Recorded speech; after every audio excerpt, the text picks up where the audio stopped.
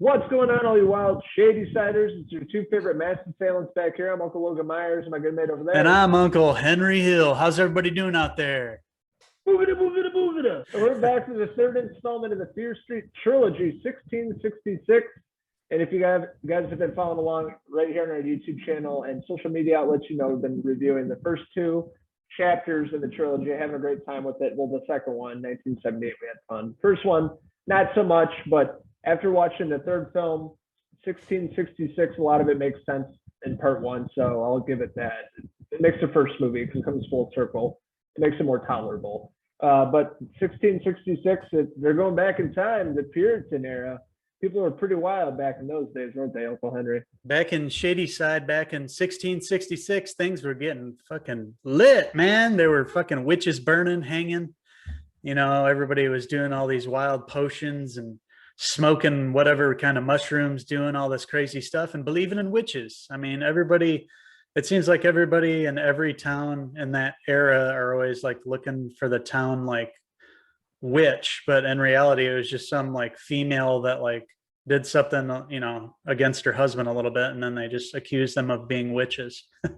And this is the kind of the same thing. It ends up, you know, being a witch's curse, of course, that we know with Sarah Fear and everything. But in this one, we get to the nitty gritty and we find out the exact story of Sarah Fear and where this whole thing started back in 1666. This is how the Curse of Shadyside all began. And as you were saying, Sarah Fear, it's not what we expected. Basically, she's dating this other girl in town, and people find out about it, and they think it's all because of witchcraft. They basically hang her, and she curses the town, but with like really good intentions because of what happened to her, being falsely accused, and us finding out how the curse really began and with what character, which kind of surprised me. There were a lot of twists and turns around the way in the story, and making all three of these films in the trilogy gel together and make sense. And in 1666, I was thoroughly impressed with how the story did tie everything together, told us from the very beginning of this curse what really happened. And it was interesting to find out, you know, the true story behind everything, you know, because we heard all the rumors that the kids were talking about within the first two films. And you know, so we kind of knew a little bit, you know, with a hand and everything. But in 1666 they really lay things out. We get to meet other people in the town, and the people portraying, you know, the characters in 1666 are the kids that we've seen from the first couple films, which is very interesting to see these kids take up these different characters from a different generation, different time, and play off of that. It was very well done. I got to say that director Lee Janiak did a great job with this trilogy, and this one especially, and just bringing home, like you mentioned, what happened in 1994, and then of course 1978 as well. But this one wraps up the 94 story towards the tail end of the movie, and I thought it was really well done, and I liked how they tied everything up and brought us back, you know, and gave us a part two of 1994 before it was all over. But yeah, that's pretty much the setup of that, and kind of seeing everything come full circle. And there's even a part two to 1994 that they kind of go back in the third film, which is pretty interesting. After we find out how this curse all started with the Good family being Solomon Good. Solomon, go out into the pasture and help Uncle Jebediah with the horses.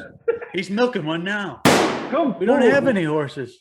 Come forth with thy serpents in thee. Basically, Nick Good, which is a cop, it's his like a great-great-grandfather or whatever in 1600s that cuts the deal with the devil, you know, and he sacrifices people, kills people, and then passes it down each generation to the male, leading to Nick Good's character being the cop, which is something I did not expect or see.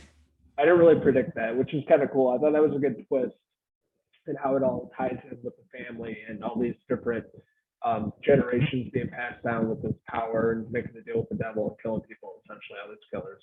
I thought director Lee Janiak handled 1666 really well. I thought they handled the whole aspect with the witchcraft and the curse in this film really well. Just how they covered all the mythology of like the beast, having to do with Satan, and you know, Solomon Good selling his soul and everything like that. I thought they did a good job, and it reminded me, of course, of Blair Witch and The Witch from Robert Eggers. just to deal with the whole mythology. I thought they did a good job. I thought Lee Janiak did a good job shooting this film and making it look like it was, from a bygone time, like 1666.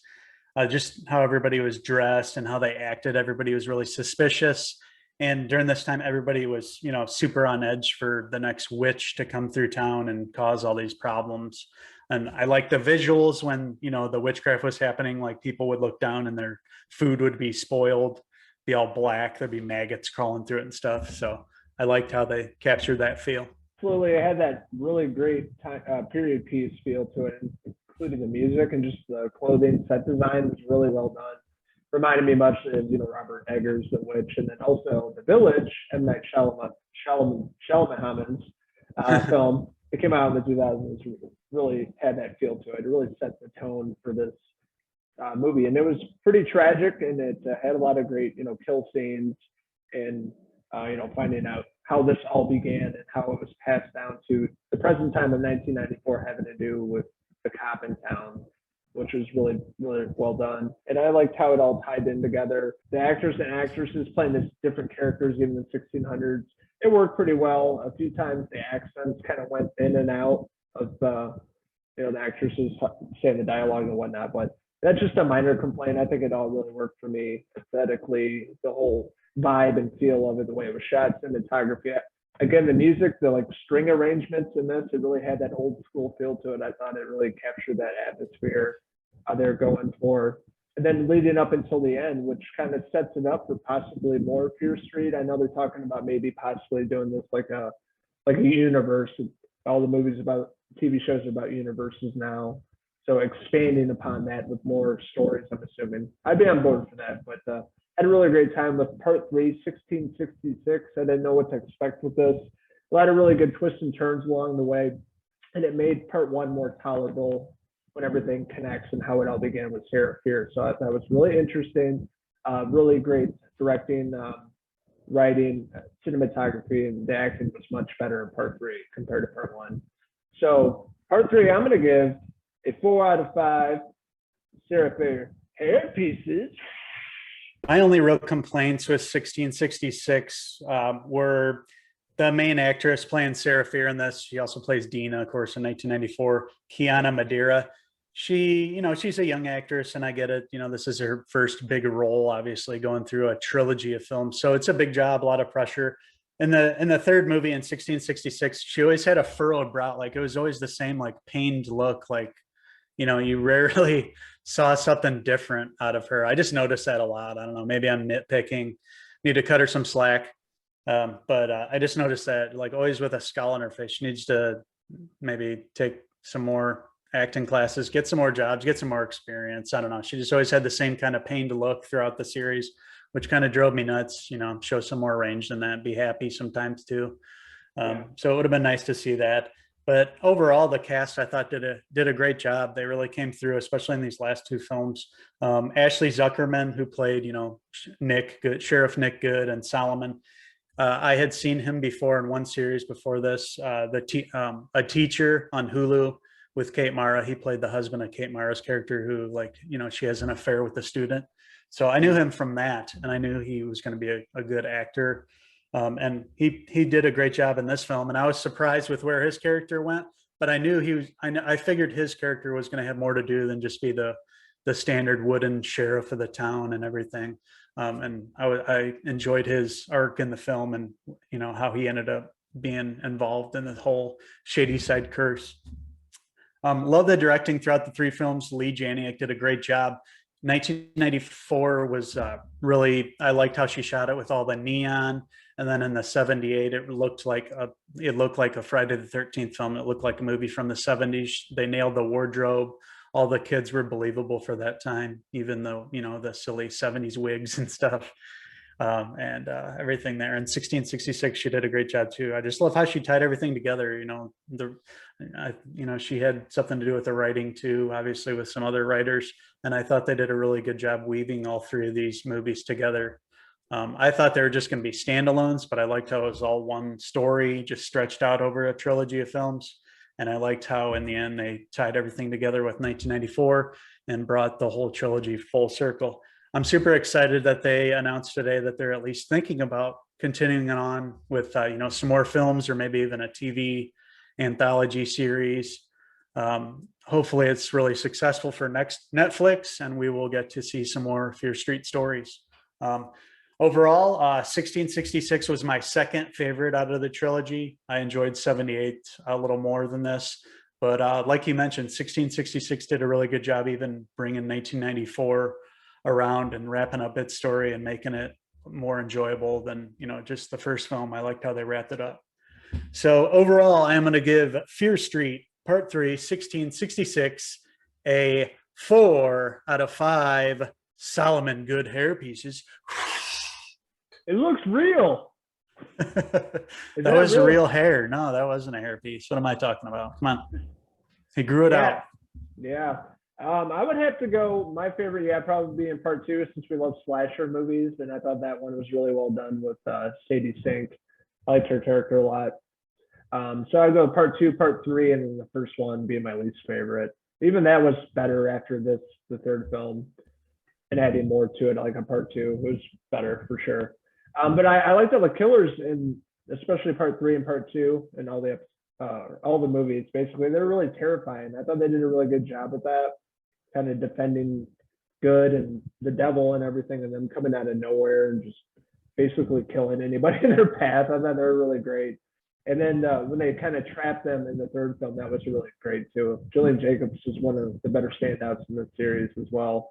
But the whole mall scene, catching the killers is really excellent. I like that too. Yeah, it had the whole Stranger Things attack the block vibe going on with the kids and adults working together to, kill all the killers coming after them. Yeah, I agree. I loved all the kills were great in this, man. It looked great. It wasn't like blatant CGI. I mean, of course they used it for the big, blob basically that was forming and stuff. Of course that was CGI, but even that looked good. All the kills, all the practical effects were really awesome looking. You heard the axe go through bone, the sound effects were all top notch. Kills were great. I also love the killers in this. They did, they were kind of frightening how they'd come after you, and yeah, they did a really good job with the score too. One thing I was watching in the third film, they never really dived into the one character that like a mask on. Looks like a baby doll. I know. Yeah, I didn't know the story. So maybe maybe that would be something we could learn about in some future films or shows. Yeah, when that character showed up in the mall, I'm like, ooh, I forgot about that creepy. I'm like, yeah, maybe they'll dive into that in the future movies, because I would like to see more of that, because that really kind of creeped me out. Yeah, I agree. I know. Yeah, that was really creepy. That mask was super creep show. Super unsettling for sure. Mm-hmm. Yeah, Lee Janiak was given an interview. I read it on one of the news websites, and she was saying that in a future film, one era that she would love to cover is the 50s. Make a slasher story set in the 50s. That's what she mentioned. So that would be very interesting. Well, doing period pieces, all different times, the 90s, 70s, and 1600s. She can do the 50s. If she can knock these out of the park back in the day, 300 years ago to, the 70s and the 90s, she can do the 50s. We'll have all the classic music and the cars and the diners and things like that. Like Back to the Future, that's what I'm thinking of, but with slasher, like a killer running around. I think that would be awesome. That would be. I'm really hoping they do more. I'm thoroughly impressed. Hopefully she gets more work too. Lee Janiak. This is the first time I've heard about her. So yeah, same here. But I saw her name all over all three films. So if you think about it, it's like a 6-7 hour movie. So that's pretty impressive. Kudos to Lee Janiak for knocking this one out of the park, and future Fear Street films or maybe TV show coming to Netflix. I'm really on board with it. Really excited. I had a great time with it overall. It was a fun time. Getting some good horror back on Netflix. Haven't had Stranger Things in a few years, so this will, keep us, satisfied until Stranger Things comes out next year sometime. Absolutely. I really enjoyed what I watched here. It was a good, it reminded me of Stranger Things a lot. We needed something like this to ease the time. It's been a couple of years since that season. This one with the mall, with 1994 and being in the mall, and at the end of 1666, really reminded me of that. So it's great to have some good horror coming on, and I thought they did a good job, this being more from a teen's perspective. They still kept it pretty hardcore with the gore and the language. So I was overall thoroughly impressed with this trilogy, and there are hundreds of stories to draw from R.L. Stein's series. So really, they can keep this going in many different forms, and I hope they do. That being said, overall, we've talked about what we loved with these movies. 1994 we didn't like as much as the other two, but yeah, we've been talking about the trilogy. So in my head, what I'm thinking to give the whole trilogy as a whole, I would say a 4 out of 5 Fear Street hair pieces. I think it's really solid overall. I think the first one a little less, but even that, I think I gave a 3, either a 3 or a 3.5 on that. But the last two here are 4 out of 5s for me. So overall, I'm going to lean towards a 4 out of 5. Wow, that's pretty impressive for the trilogy. I have to think about that because I gave the second one 4. I gave this 4. The first one I gave a 3, I think, but that changes because the part 2 in this film, it kind of goes back to that. I would raise it probably to a 3.5 in the first film. Okay, you know what? I'm gonna give the entire trilogy, Fear Street, I'm gonna give it a 4 as well. 4 out of 5 Lee Janiak hair pieces. That's right. Yeah, we both had a good time with this, boys. Yeah, we gave the series a 4 out of 5 for both of us. Sometimes we don't always agree, but on this, it sounds like we are. So 4 out of 5 hair pieces from the Cinephellas boys. We're interested in hearing your guys' thoughts. What did you guys think of the third installment? What did you guys think of the entire trilogy? What was your favorite film? And what would you give the trilogy out of 5? Let us know in the comments below. And don't forget to hit subscribe. That being said, we have more videos right here on our YouTube channel. We just released our episode 117 of the Cinephellas podcast. Me and Uncle Henry reviewed the Loki series. We have a lot more videos hitting YouTube, our website, cinephellas.com, and Facebook, Twitter, and Instagram. We have a wild time reviewing movies for you guys, and we have plenty on the docket. There's plenty of movies that we're going to be watching pretty soon and coming back to review.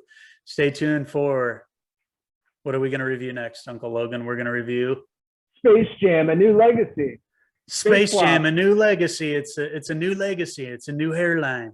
We got LeBron James trying to save the world with the Toon Squad against that wild goon squad. And Uncle Don Cheadle comes into the mix as the algorithm, or as he calls himself, LG Rhythm. Anyways, until next time.